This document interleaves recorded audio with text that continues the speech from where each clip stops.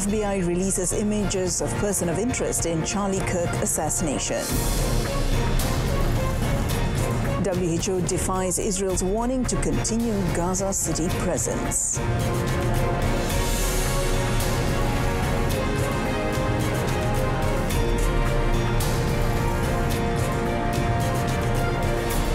Good afternoon and Salam Malaysia Madani. Thanks for tuning in. You're watching World Today with me, Moina Priya.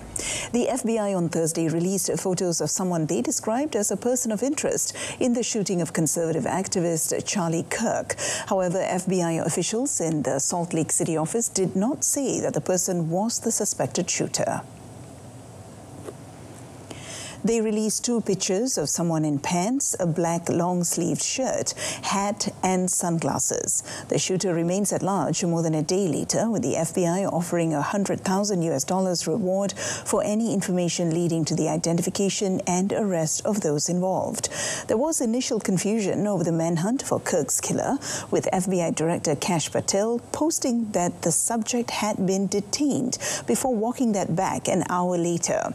Kirk, a 31-year-old podcast radio commentator and a close ally of U.S. President Donald Trump, is credited with helping build the Republican Party's support among younger voters. He was killed on Wednesday by a single gunshot in what Trump called a heinous assassination. The UN's health agency said recently its workers will remain in Gaza City despite calls from Israel's military for people to flee an assault it is mounting there. WHO Director General Dr. Tedros Adhanom Ghebreyesus described the order to relocate nearly 1 million people to an area labeled a humanitarian zone as unreasonable due to limited capacity. The UN estimates that around 1 million Palestinians live in and around Gaza City. He also emphasized that half of the remaining operational hospitals are located in Gaza, and the already crippled healthcare system cannot afford to lose more facilities. Tedros called for immediate international action, stating that this catastrophe is man-made and a shared responsibility. Since October 2023, Israeli attacks on Gaza have claimed more than 64,000 lives, the majority of them civilians. On another note, the United Nations Security Council on Thursday condemned recent strikes on Qatar's capital Doha, but did not mention Israel in the statement agreed to by all 15 members, including Israel's ally, the United States. Israel attempted to kill the political leaders of Hamas with the attack on Tuesday. The widely condemned Doha operation was especially sensitive because Qatar has been hosting and mediating negotiations aimed at securing a ceasefire in the Gaza war. Qatari Prime Minister Sheikh Mohammed bin Abdulrahman Al Thani said Israel is deliberately trying to derail efforts to end the war in Gaza by attacking Hamas leaders in Doha. However, he said that Qatar will continue its mediation efforts. Pakistan was questioning whether the release of hostages held by Hamas was a priority for Israel, while Algeria voiced its disappointment that the Security Council statement was not stronger. The U.S. traditionally shields its ally Israel at the United Nations. U.S. backing for the Security Council statement, which could only be approved by consensus, reflects President Donald Trump's unhappiness with the attack ordered by Israeli Prime Minister Benjamin Netanyahu. Now, within just 3 days, Israel has already attacked 6 countries, including Palestine, Lebanon, Syria, Tunisia, Yemen and Qatar. In addition to civilians, attacks have also affected a child of a Hamas leader and security personnel. Also targeted were 2 flotilla mission ships en route to Gaza. These actions have sparked global outrage.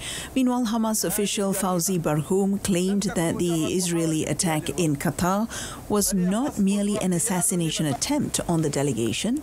He stated that it was also an attack on the entire ceasefire negotiation process, as it deliberately targeted the mediator country. Barhoum further alleged that the U.S. is complicit in this crime, as it continues to support Israel Israel in carrying out its malicious actions.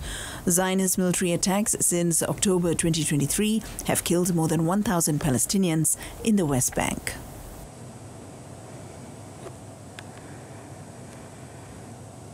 Venezuela's Interior Minister said on Thursday that none of the 11 people killed in a U.S. military strike on a boat in the Caribbean last week were members of Venezuelan gang Tren de Aragua, as the South American nation deployed troops amid heightened tensions with the U.S. The administration of U.S. President Donald Trump has said that the boat was transporting illegal narcotics, but has provided scant further information about the incident, even amid demands from members of the U.S. Congress for a justification for the action. Interior Minister Diosdado Cabello stated that investigations found the victims were not involved in drug trafficking and instead their families have come forward demanding justice. The administration of President Donald Trump claimed the attacked boat was carrying drugs based on limited intelligence, while several members of Congress have called for further clarification. Venezuela, meanwhile, accused Trump of sharing a video of the attack that was manipulated using AI. So far, the Pentagon has not issued an official statement. As a precautionary measure, President Nicolas Maduro has ordered the deployment of military police and civil defense forces at 284 strategic locations. This follows the increased presence of U.S. military forces in the southern Caribbean. Locals in Nepal stood divided over deciding who should become a new interim leader for the Himalayan nation on Thursday, after angry demonstrations forced the Prime Minister to resign. The capital's worst protests in decades were triggered by a social media ban that authorities rolled back after 19 deaths as police fired tear gas and rubber bullets to control crowds. Government buildings from the Supreme Court to ministers' homes were also set ablaze in the protests, which only subsided after the Prime Minister resigned. Former Chief Justice Sushila Karki, who was Nepal's first woman appointed to the job in 2016, is the front-runner to be the interim leader, with her name suggested by many of those leading the protest. Kathmandu Mayor Balendra Shah, an unusually youthful elected official in Nepali politics dominated by seasoned legislators, has also emerged as a favourite among young people to represent them in an interim government.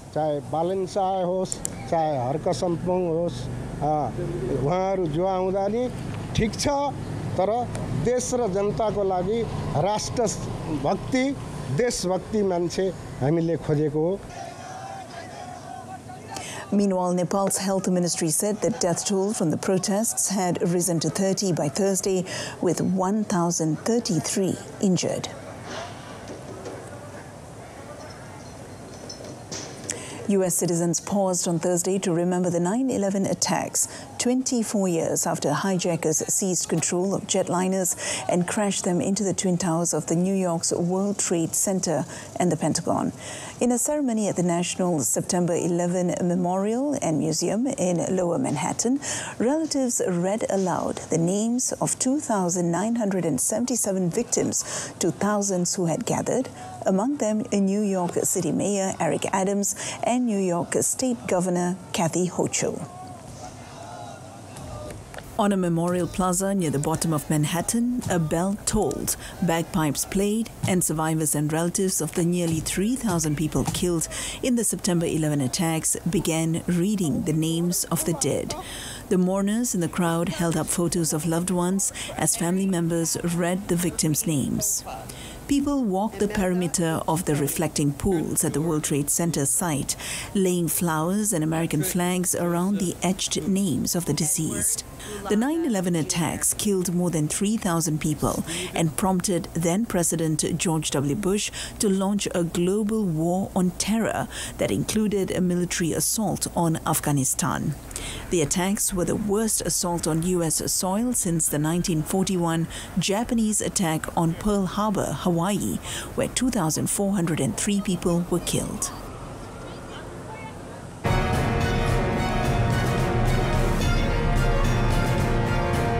Coming up, flash floods that struck 2 provinces in Indonesia kills at least 9 people.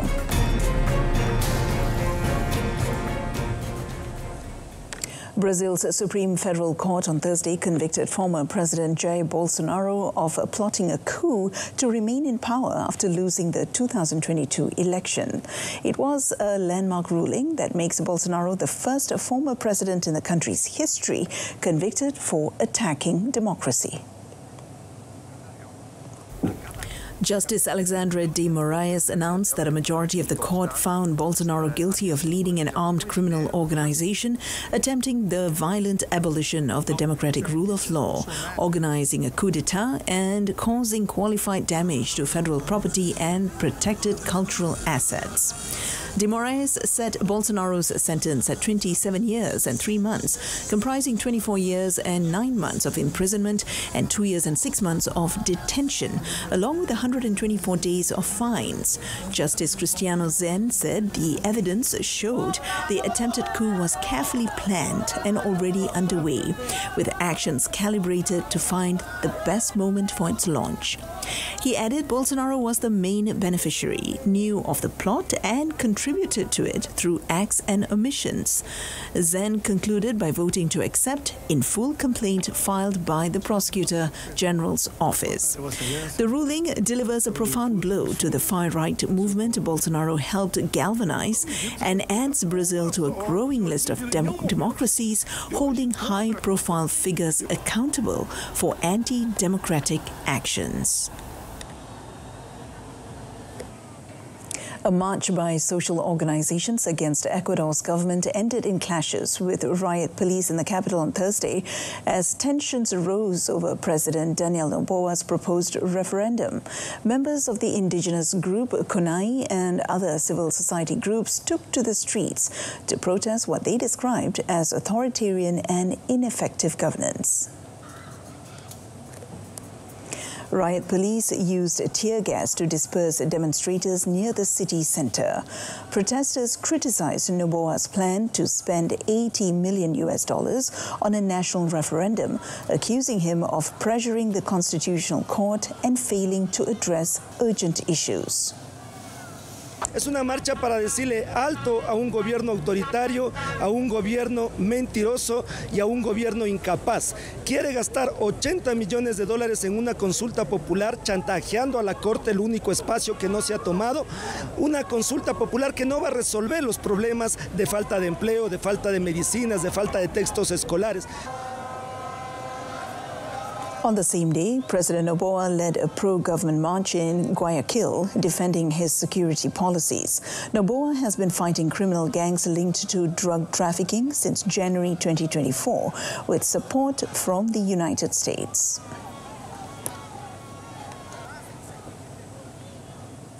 A charter flight carrying hundreds of South Korean workers detained in a recent immigration raid took off from Atlanta's airport on Thursday en route to Seoul.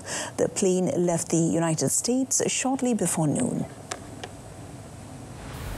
TV footage showed the workers boarding buses outside the barbed wire-clad fences of a detention center at around 2 a.m. on Thursday to go to Atlanta Airport. Some 300 South Koreans were arrested last week, along with more than 150 others at the Georgia construction site of a $4.3 billion Hyundai Motor and LG Energy Solution project to build batteries for electric cars.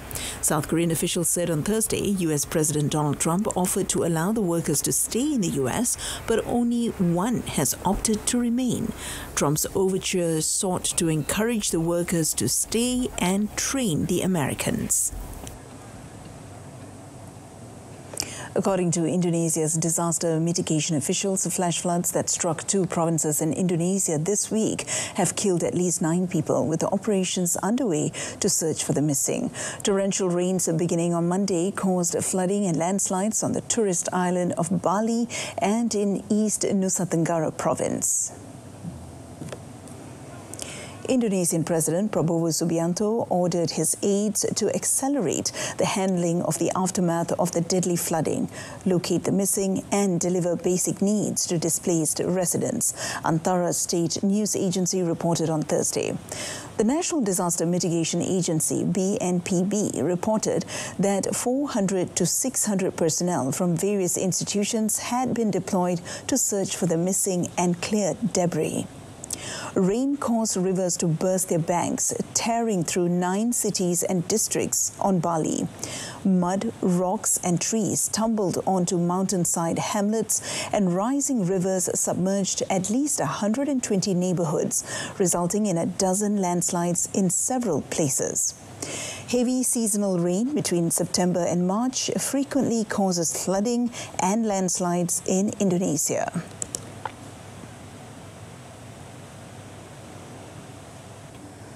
The European Central Bank, ECB, left interest rates unchanged on Thursday as expected, but offered no clues about its next move, even as investors continue to bet that more support will be needed as inflation dips below target next year.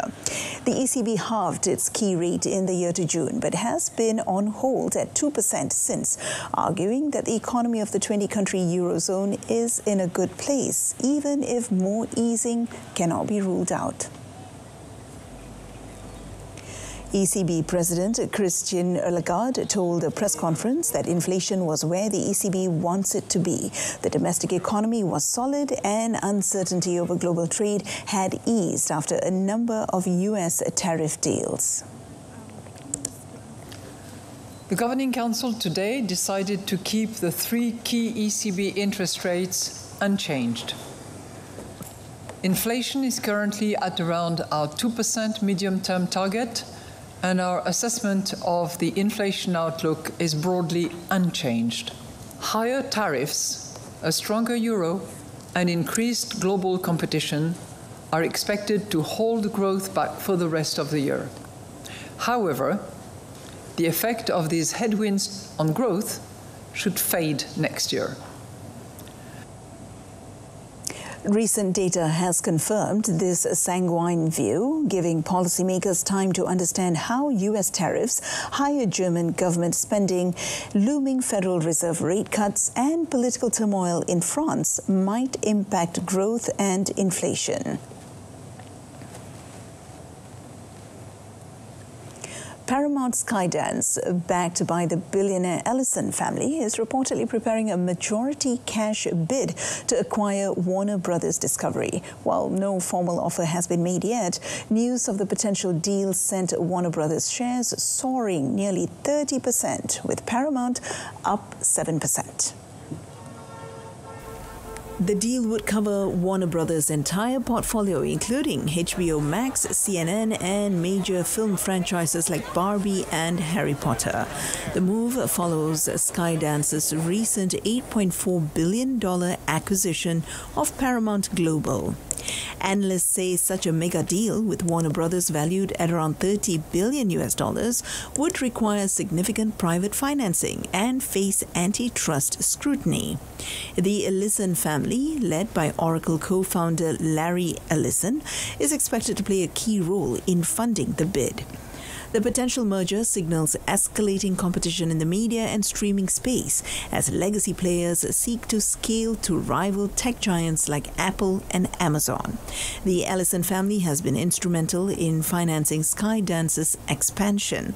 Analysts have noted that any acquisition of Warner Brothers Discovery would likely require significant private financing given the size of the deal and the limitations of Paramount Skydance's balance sheet.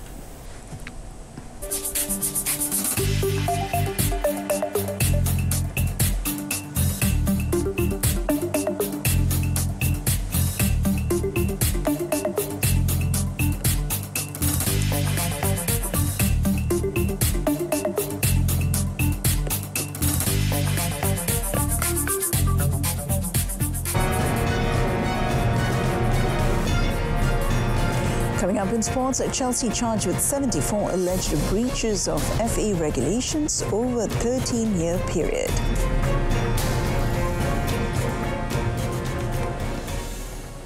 We begin our sports segment with a local story. National men's singles ace Leong Junhao marched into the Hong Kong Open quarterfinals after defeating compatriot Justin Ho last night. In the second round clash at the Hong Kong Coliseum, Junhao was forced to dig deep before prevailing 21-11, 15-21, 21-18 in 1 hour 6 minutes. The victory saw the head-to-head record between the compatriots are now even at 2-all. This would be Junhao's second time of reaching quarterfinal stage after the Singapore Open. Awaiting him in tomorrow's quarterfinals is China's second seed, Li Shifeng. Shifeng had no trouble at all in dispatching Japan's Koki Watanabe 21-12, 21-19. The last time that Junhao and Shifeng went head-to-head was in the Indonesia Open in June, where Shifeng takes an easy win in claiming a straight set victory against the Malaysian. Meanwhile, Malaysia are assured of a representative in the women's doubles semi-finals after Teo Mei Xing, Goh Pei Ki advanced to the quarterfinals by beating Taiwan's Su Ya-Ching, Sung Yu Suan 21-19, 21-18 in just 41 minutes. Mei Xing Pei Ki will face World Championship runners-up Pearly Tan and Tina, who had secured their quarterfinal berth this afternoon. England's Football Association brought 74 charges against Chelsea on Thursday, alleging breaches of its football agents' regulations, its regulations on working with intermediaries, and third-party investment in player regulations. The FA did not elaborate on the charges, but Chelsea said the matters were self-reported by the club after the change in ownership in May 2022.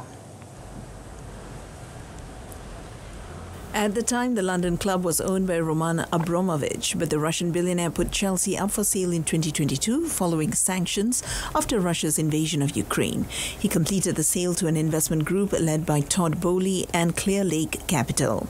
Chelsea, in a statement, said during the process prior to completion of the purchase, the ownership group became aware of potentially incomplete financial reporting concerning historical transactions and other potential breaches of FA rules. It added that the club immediately self-reported these matters to all relevant regulators, including the FA, once the purchase was complete. The Blues said they will continue working collaboratively with the FA to conclude the matter as swiftly as possible. Gianluigi Donnarumma began life at Manchester City on Thursday following his deadline day move from Paris Saint-Germain with an eye on winning the biggest trophies. Now, City signed the Italian goalkeeper for a fee of around €30 million on a 5-year deal until June 2030.